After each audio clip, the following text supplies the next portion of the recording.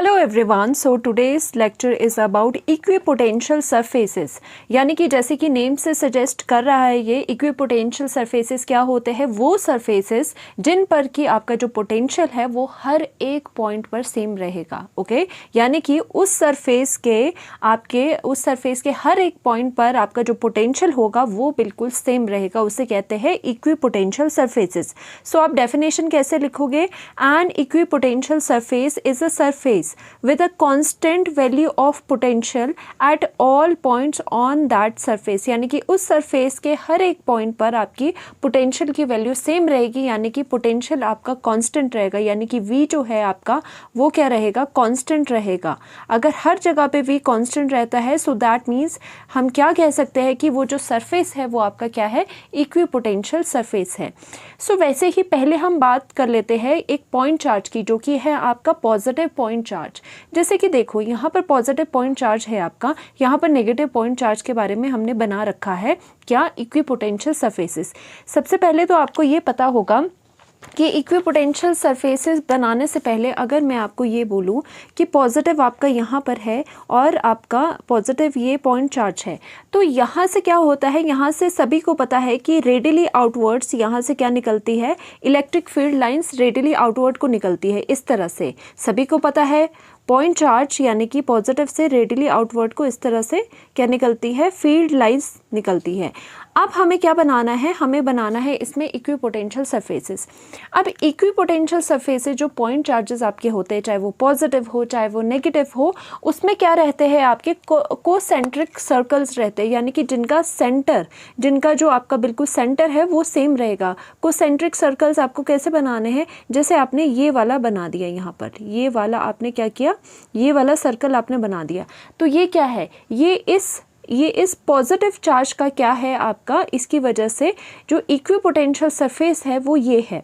तो उसके बाद और क्या होते हैं? और हम बाहर को निकलते जाएंगे जैसे जैसे, उसके बाद हम क्या करेंगे? उसके बाद हम और सर्कल ड्रॉ करने लग जाएंगे। उसके बाद और जाएंगे तो बाहर को और बिगर सर्कल हम ड्रॉ करने लग जाएंगे, जिनके बीच का अब जो डिस्टेंस है वो ज़्यादा हो गया। यहाँ पर देखो, यहाँ पर जो डिस्टेंस था इन सर्कल्स के बीच का वो थोड़ा कम था। जैसे जैसे आप बाहर वाले सर्कल्स बनाते जाओगे वैसे वैसे वो क्या है? वो एक्सपैंड होते जाएंगे। अब ये क्या है बात जो आपको ये दिखाई दे रहे हैं? ये वाला जो है ये क्या है? एक इक्विपोटेंशियल सरफेस है। अगर हम इसकी बात करें, अगर सपोज मैं इसकी बात करूँ, इस वाले अंदर वाले इस वाले मैं इक्विपोटेंशियल सरफेस की बात करूँ, तो इसका मतलब क्या हो गया?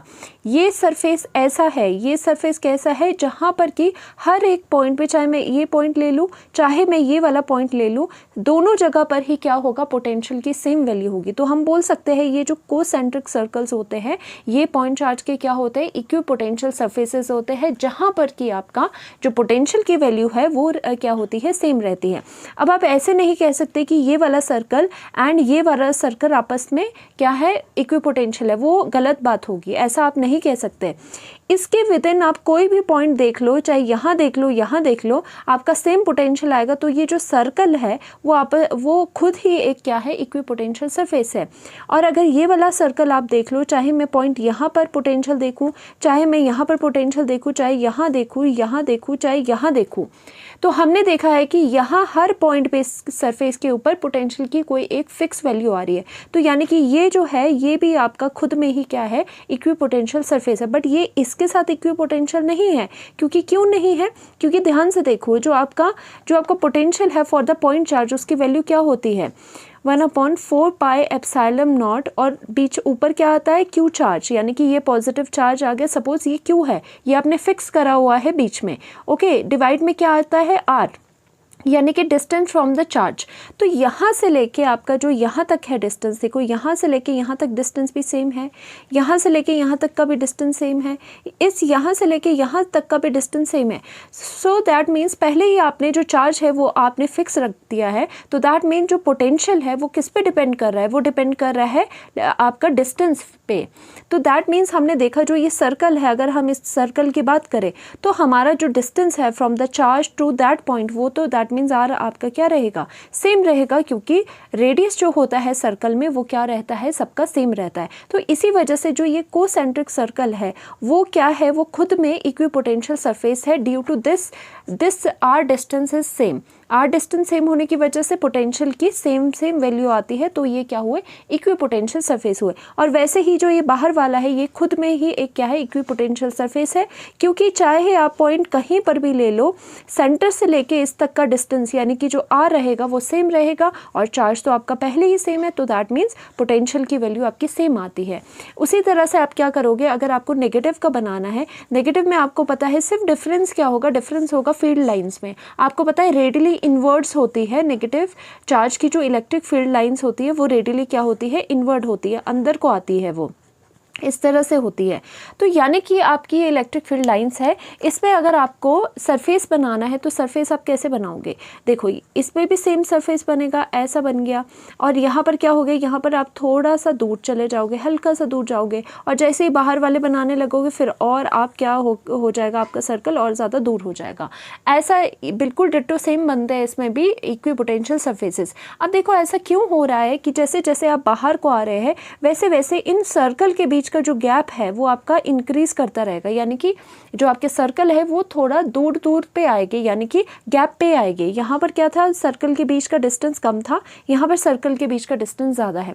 ऐसा क्यों होता है, क्योंकि देखिए यहाँ पर जैसे जैसे आप बाहर को निकल रहे हैं तो ये जो आपकी इलेक्ट्रिक फील्ड है, इलेक्ट्रिक फील्ड की जो स्ट्रेंथ है वो क्या हो रही है, कम हो रही है। यहाँ पर जब आप बीचों बीच हो, यहाँ पर हो, चार्ज के आसपास हो, तो क्या होगी, इलेक्ट्रिक फील्ड की इंटेंसिटी यहाँ पर ज़्यादा होगी। तो जहाँ पर इलेक्ट्रिक फील्ड की इंटेंसिटी ज़्यादा है वहाँ पर आपको ये जो सरफेसेस हो गए ये क्या दिखाई देंगे, ये आपको नियर बाय दिखाई देंगे। और जैसे जैसे इलेक्ट्रिक फील्ड इंटेंसिटी आपकी जहाँ जहाँ कम हो रही है, क्योंकि आपको पता है जैसे जैसे बाहर आते हो वैसे वैसे इन पॉइंट्स पे क्या होता है, इलेक्ट्रिक फील्ड इंटेंसिटी कम हो जाती है। तो वैसे वैसे क्या हो जाएगा, उन जो आपके पोटेंशियल सरफेसेस है उनके बीच में आपका गैप आना शुरू हो जाएगा। बस इस बात का आपको ख्याल रखना है। सो यहाँ पर हमने यही देखा, equipotential surfaces of a single point charge are concentric. सबसे इंपॉर्टेंट बात है कैसे होते हैं वो, कोसेंट्रिक स्फेरिकल सरफेसेस होते हैं सेंटर्ड एट द सरफेस। तो ये बात आपको ध्यान में रखनी है।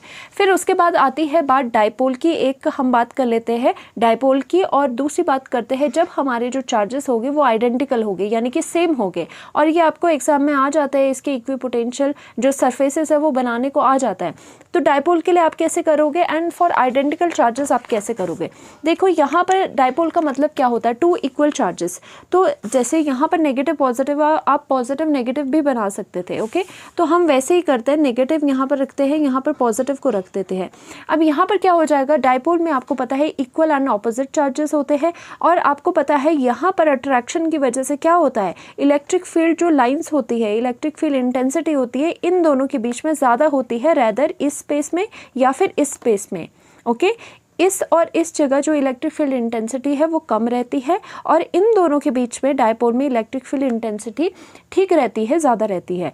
तो हमने क्या करना है, क्योंकि यहाँ पर इस पोर्शन में इनके बीच में इलेक्ट्रिक फील्ड इंटेंसिटी ज़्यादा है, तो यहाँ पर जो कोसेंट्रिक सर्कल्स आपके इस तरह से बनेंगे वो उसमें क्या होगा, उसमें आपका इस तरह से होगा कि जो सर्कल्स के बीच का डिस्टेंस है यहाँ पर कम होगा, और बाहर जाते जाते आपका क्या हो जाएगा, ज़्यादा हो जाएगा। देखो यहाँ पर जो सर्कल के बीच का डिस्टेंस है वो आपको कम रखना है, जैसे ही आप दूर गए वैसे आपको बढ़ा देना है। और इसी तरह से हमने ये और कर दिया, ये एक और सर्कल बना दिए, तो ऐसे ऐसे सर्कल आपके बहुत ज़्यादा बनते जाएगी, इस तरह के सर्कल आपके पास बनते जाएगी। ये देखो इस तरह के सर्कल बनते जाएंगे।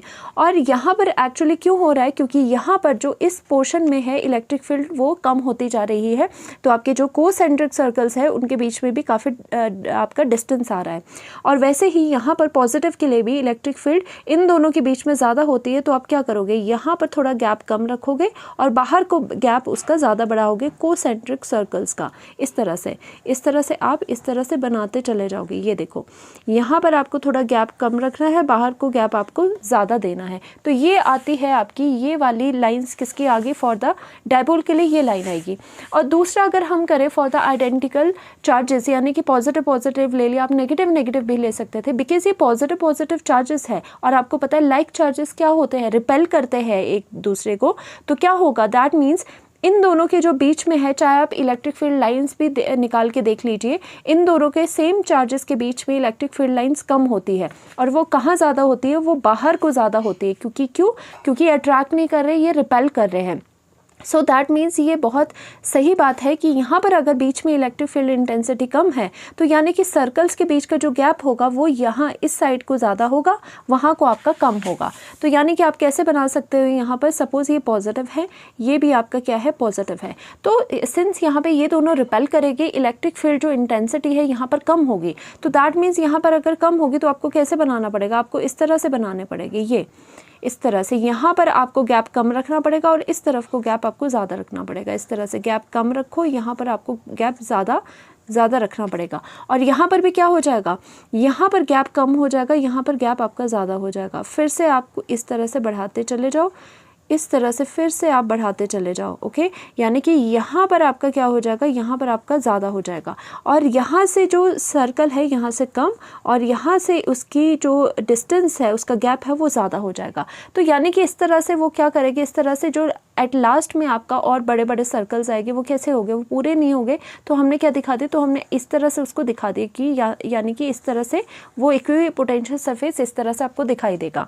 यानी कि यहाँ पर क्या है, इलेक्ट्रिक फील्ड जो इंटेंसिटी है वो क्या है, वो कम है। तो इस वजह से यहाँ पर क्या आ रहा है, इनके सर्कल्स में यहाँ पर गैप आ रहा है। यहाँ पर इलेक्ट्रिक फील्ड इंटेंसिटी ज़्यादा है तो यहाँ पर गैप नहीं आ रहा। वैसे ही यहाँ पर इलेक्ट्रिक फील्ड इंटेंसिटी क्या थी, ज़्यादा थी, तो इस साइड पे देखो गैप कम है, उस साइड पे गैप ज़्यादा है। तो ये बात आपको ध्यान रखनी है अगर लाइक चार्जेस आ जाए और अगर आपको डाइपोल आए, उसमें इक्विपोटेंशियल सरफेसेस कैसे बनते हैं। और इक्विपोटेंशियल सरफेसेस आपको पता है क्या, जहाँ पर कि आपका पोटेंशियल की वैल्यू हर एक पॉइंट पे उस सरफेस के क्या रहती है, सेम रहती है। चलिए लास्ट में बात कर लेते हैं equipotential surfaces for a uniform electric field. Uniform electric field क्या होती है, वो इलेक्ट्रिक फील्ड जिस पे कि सपोज अगर मैंने ये जो बनाई है, अगर हमारी ये यूनिफॉर्म इलेक्ट्रिक फील्ड है, तो इसका मतलब ये है कि यूनिफॉर्म इलेक्ट्रिक फील्ड का मतलब ये होता है कि जहाँ पर हर एक पॉइंट पे इलेक्ट्रिक फील्ड की जो इंटेंसिटी होती है वो सेम रहे एंड इलेक्ट्रिक फील्ड की जो डायरेक्शन है वो भी आपकी सेम रहे, उसे कहते हैं यूनिफॉर्म इलेक्ट्रिक फील्ड। तो यूनिफॉर्म इलेक्ट्रिक फील्ड में इक्विपोटेंशियल सरफेसेस कहाँ बनते हैं, यानी कि ऐसे सरफेसेस जहाँ पर कि सेम पोटेंशियल होता है, वो कहाँ बनते हैं, इसके परपेंडिकुलर बनते हैं। सपोज़ अगर मैंने ये पेन्स आपको दिख रहे हैं, अगर ये मान लो ये क्या है, ये आपकी यूनिफॉर्म इलेक्ट्रिक फील्ड है, तो आपकी जो इक्विपोटेंशियल सरफेसेस होंगे इसमें वो कैसे बनेंगे, वो इस तरह से बनेंगे, यानी कि उसके उस फील्ड के वो परपेंडिकुलर हो गए। यानी कि देखो ऐसे जा रहे हैं ना ये, और ये आपका जो इक्विपोटेंशियल सरफेस है वो क्या है, वो आपके इसके परपेंडिकुलर है। तो हमेशा याद रखना, इन अ यूनिफॉर्म इलेक्ट्रिक फील्ड, इस तरह की फील्ड में जो इक्विपोटेंशियल सरफेसेस बनते हैं वो कैसे बनते हैं, perpendicular to the uniform electric field, जैसे कि आपकी ये बन गई। ओके, अब इसमें क्या होगा, ये आपका और ये आपका क्या है, इक्विपोटेंशियल सरफेसेस है। और आपको ये बात ध्यान रखनी है, सपोज अगर आपका सपोज ये जो इलेक्ट्रिक फील्ड है, अगर मैं यहाँ पर अगर आपको ऐसे बनाऊँ, अगर मैं यहाँ पर आपको इस तरह से बनाऊँ, अगर सपोज़ ये आपकी क्या है,